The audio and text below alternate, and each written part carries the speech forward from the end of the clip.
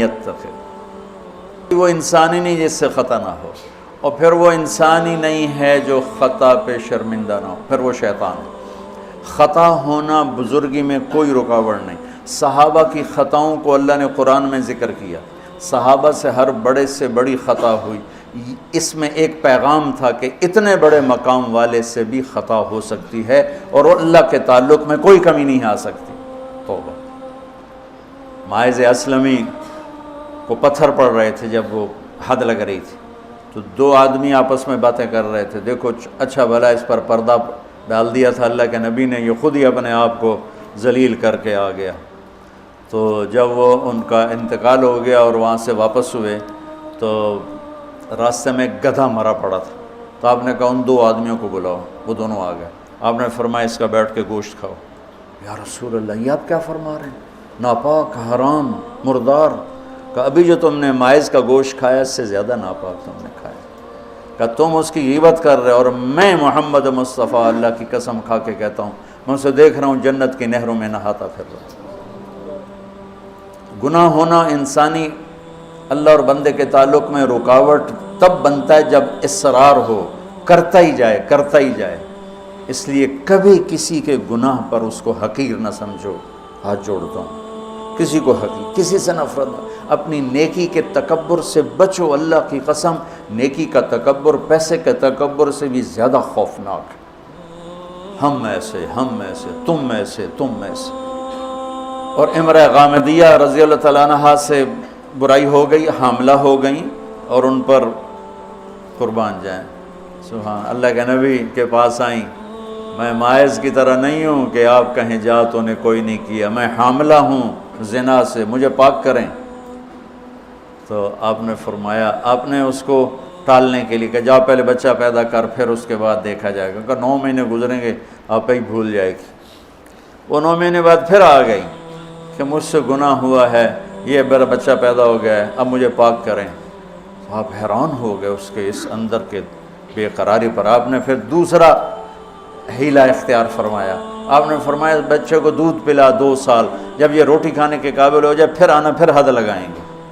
2 سال اس نے دودھ پلایا، اور ایک دن چشم فلک نے دیکھا کہ ایک عورت بچے کو انگلی سے پکڑ کے لا رہی ہے، اور اس بچے کے دوسرے ہاتھ میں روٹی ہے اور وہ کھا رہا ہے، اور آ کر کہتی ہے یا رسول اللہ یہ روٹی کھا رہا، طہرنی، مجھے پاک کیجیے۔ میرے نبی کے بھی آنسو نکل آئے۔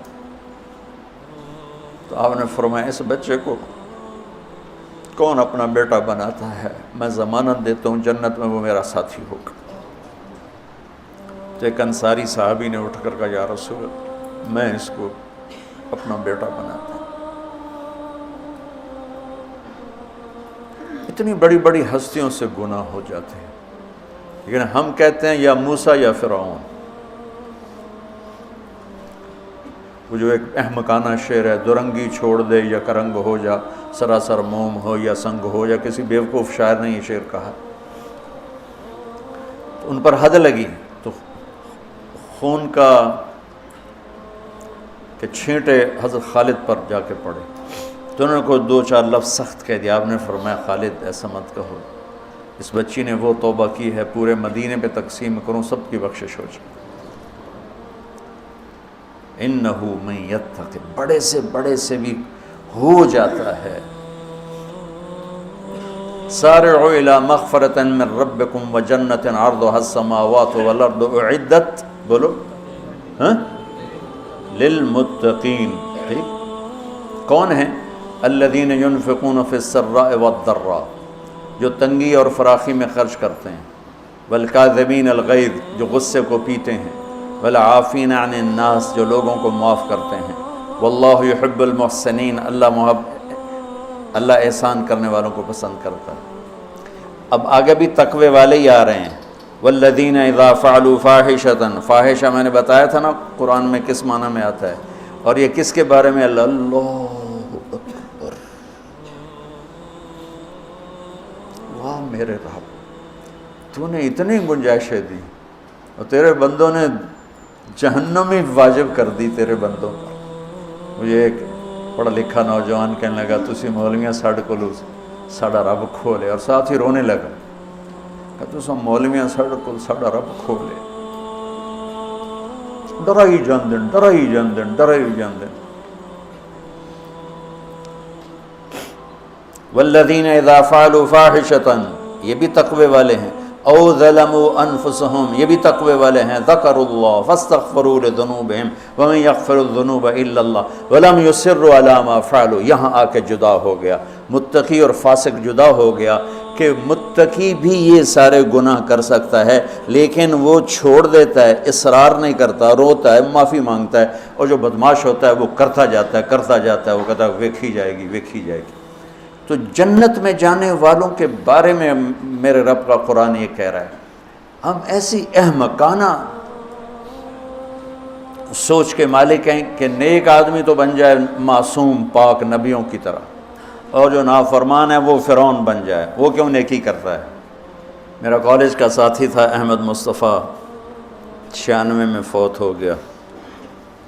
اس کا چلہ لگا تو سارے عیب چھوٹ گئے، صرف شراب رہ گئی تھی، تو وہ نشے میں اس کے دوستوں نے اس کو گھر کے دروازے کے سامنے اتارا تو وہ دروازے پر ہی گر کے پڑا ہوا تھا۔ تو پولیس کی گزری وین تو انہوں نے اٹھا کے ڈالا اور چوکی لے گئے۔ صبح اس کی آنکھ کھلی تو روشنی ہو رہی تھی، تو اس نے سپاہی بھی جانتے تھے، اچھا بڑے آدمی کا بیٹا تھا، خود بھی کافی مشہور تھا، تو اس نے کہا یار جلدی جلدی مصلی لوٹا لاؤ، میں نے نماز پڑھنی۔ تو کہنے لگا راتی کی کر دے رہے ہو؟ تو کہنے لگا اسے واسطے تو نماز پڑھن لگا کہ منہ کالا کیتا ہے دھو بھی لواں۔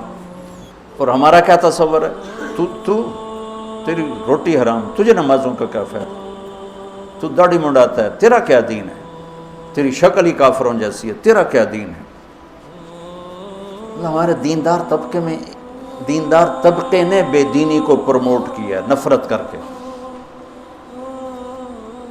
دین تو سراپا محبت سراپا